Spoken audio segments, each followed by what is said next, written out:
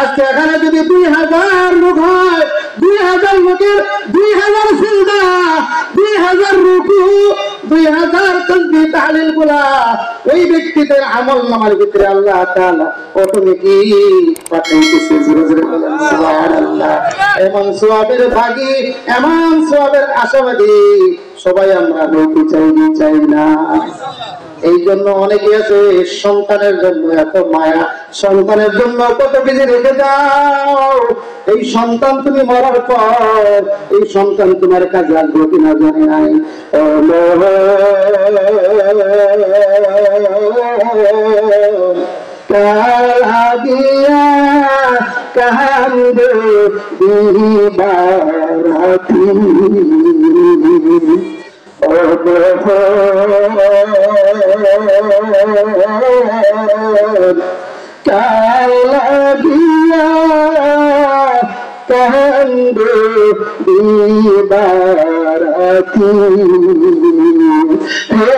দেখো কেউ হবে না,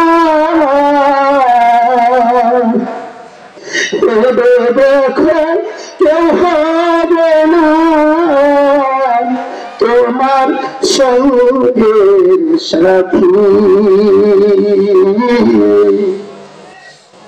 তার লাগিয়া কান্দে রাতি,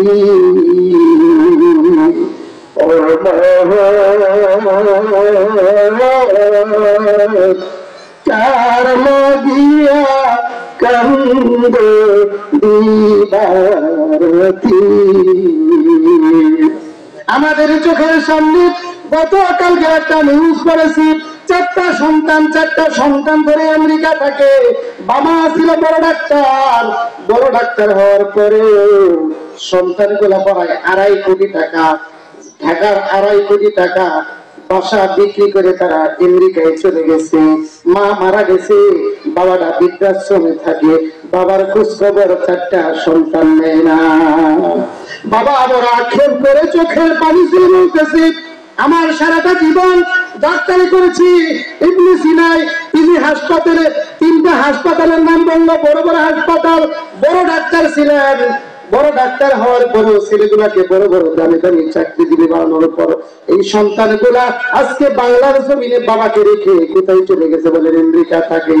এমন বাবা আক্ষেপ করে বলতেছে সাক্ষাৎকারে, আমার একটা ছেলের আগের নাম্বার আর ঢুকে না, কোনো যোগাযোগ পাই না। ও ভাই, কিসের জন্য সম্পদ রেখে যাও? কার জন্য সম্পদ রেখে যাও? যদি সন্তানের মধ্যে দিন না ঢুকাও, সন্তানের মধ্যে কোরআন না ঢুকাও, সন্তানের ভিতরে যদি আমলদার দিনদার না বানাও রে ভাই, এই সম্পদ কোনো কাজে আসবে না।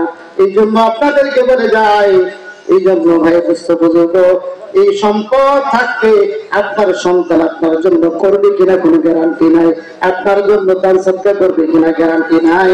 আজকে সন্তান 4টা সন্তান থাকার পরেও বাবা যদি বৃদ্ধাশ্রমে থাকতে হয় আপনার আমার চোখের সামনে, তাহলে একটু ফিকির করে দেখেন, চিন্তা করে দেখেন, কার জন্য আমরা ভাই কথা না বলি, কার জন্য কি করতেছি।